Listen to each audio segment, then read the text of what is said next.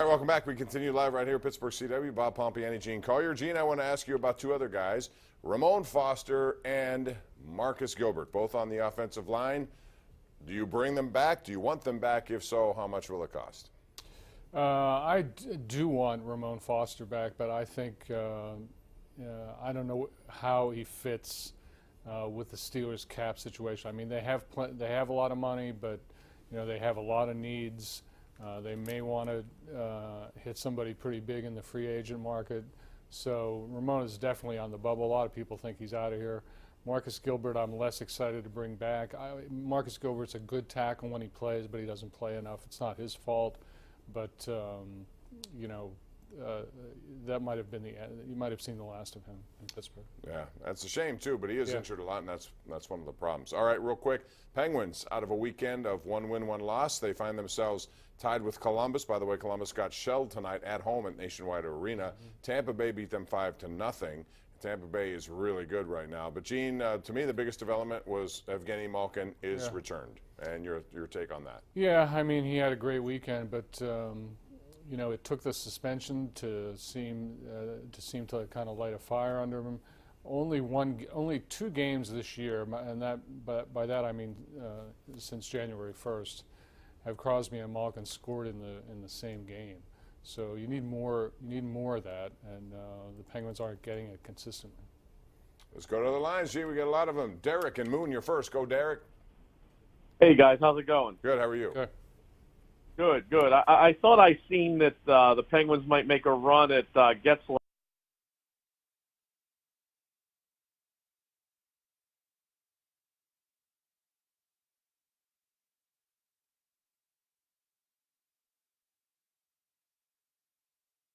Sam, how are you?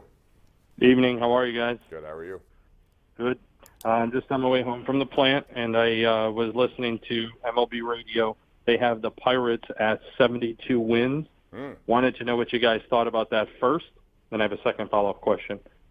All right. Gene, what do you think? I think that's a little bit low. I do. Yeah, I do too. I think 82 in that range. Yeah, that's what they won last year. It might be a little less than that, but I don't think 72, no. Follow up? Yep. And wanted to see what was cheaper, the Pirates organization or your suits? Thank you very much for that. Let's go to Josh in Bentleyville. What's up, Josh? How are you? Hi, how are you? Good, thanks. I was just calling to see what you thought the Steelers were going to do if they lose Bell and Brown. They won't panic. Thanks for the call. I mean, they're going to have to replace them, although I think they're in pretty good shape in the backfield with Connor and Jalen Samuel. Both those guys, showed as young players they can handle it. I still think you need somebody else there, Gene. But as far as the wide receiver, that's a more difficult assignment because you would expect people. Juju Smith-Schuster is going to get a lot of opportunity. But for him not to be doubled and taken out of the equation, other guys have got to step up. Well, sure. I mean, it's a lot harder to be the number one guy, and Juju found that out even in a short experience, December 30th against Cincinnati. Bell has been replaced. Connor had a good year, made the Pro Bowl. Samuels kind of came into his own and with a limited opportunity. I don't think that's an issue for the Steelers. But if and when Brown goes, it'll change their strategy in the draft. They'll have to use one of their top 2 or 3 picks on a wideout where they would not have had to otherwise. Yeah, but I wouldn't go first round with that. To me, Gene, I would have to still go inside linebacker. I look at what they need there. Their needs are greater there than they are at wide receiver, even without Antonio Brown, at least in my view. Eventually, I would draft someone in the wide receiving ranks, but I got to go inside linebacker right off the bat and try to figure that out. Yeah, I think it might be time, too, for the Steelers to go back to kind of a best athlete available philosophy in the draft. You keep reaching for linebackers that don't turn out. If there's a great player that's not a linebacker or a cornerback, I think they should take him. Pete joins us right now in Squirrel Hill. Hey, Pete, bring some Hey, sanity guys, how are to you these tonight? calls. Go ahead. Hey, Bob, the total for Pirates over and under in Vegas for wins is 77.5. And you got me thinking with Le'Veon Bell's birthday today. Yesterday was the incomparable Jim Bryan's 83rd birthday, who the legendary Dick Schaap called the greatest athlete to ever walk the planet, being the only athlete in 4 Hall of Fames. What do you think about that? Thank you. Yeah, pretty amazing stuff. You're in a situation there where you're talking about one of the elite athletes of all time. So I don't know what that had to do with Le'Veon Bell, other than it was his birthday, and yesterday was his birthday. Their birthdays are very close. Yeah. Yeah. Okay. I appreciate that. Pirates now. Let's get back to that for a second because Rich did a profile today on Kevin Newman and Eric Gonzalez, and he was convinced that Eric Gonzalez is going to win the job without really seeing a game. This kid has a lot of talent. He looks smooth in the field.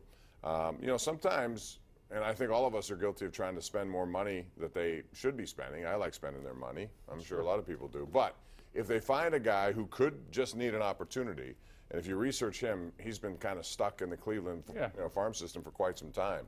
Maybe this is what he needs, and maybe that's going to turn out to be like a diamond in the rough trade. Absolutely. I mean, there's no reason why he can't turn into a good player. As good a player as Jordy Mercer was a good player.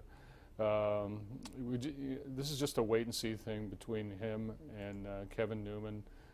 Kevin Newman was not too impressive in the limited opportunity that he had. But these things have to play out not only through spring training, but through an entire season. I mean, this time next year, we'll have a better idea. Gene, who is the most important Pirate for you right now? If you had to look at this season and say, okay, there's one guy I have to look to, he has to really carry this team, who would it be? It's Josh Bell. Josh Bell. Yeah. I would agree. He's the first baseman who underachieved last year based on what his first year was, and he has better than that. He looks great. I think all those guys have got to just be, Marte, Polanco, Dickerson in the outfield have to be good, and Bell at first base has got to be the anchor there. Do you believe that Jung Ho Kang is going to win that job at third base? Because they've made it sound like it's one or the other. It won't be a platoon. Yeah, I mean, Kang has what are called reverse splits. He doesn't fit tidily into a platoon because of that. But there's no telling what he's going to do. He hasn't played in so long. His injury was severe. There's no way to know that until they start to play. All right, let's go out to line 4. That's Harry in North Hills. Hey, Harry, welcome. Thank you so much. Thanks for taking my call, guys. Sure. I have a couple items. Could it be that Bell did not sign last year because he may have had a drug problem? That was tossed about quite a bit. I don't think that was it, though. I think he was just greedy. He wanted more money than they were willing to give him in terms of guarantee. In the end, he will regret that move. $14 million seems like a lot of money to turn down. But it's for 1 year and 1 year only. If he got injured, he felt that, okay, he wanted a guarantee of like $35, $36 million. He should have just taken the Steelers offer from 2 years ago. He would have been much farther ahead. As far as Brown goes, my contention is trade him to Buffalo. He'll never see a playoff game again. And the other thing is, if you're going to draft, do what Chuck Noll is. Draft the best athlete available. All right. I think Gene just said that, didn't you, Gene? I believe I did. I did, yeah. We're due for a break. We'll take it right now. Come back with more calls, maybe, right here on the Ireland Contracting Nightly Sports Call, Pittsburgh CW.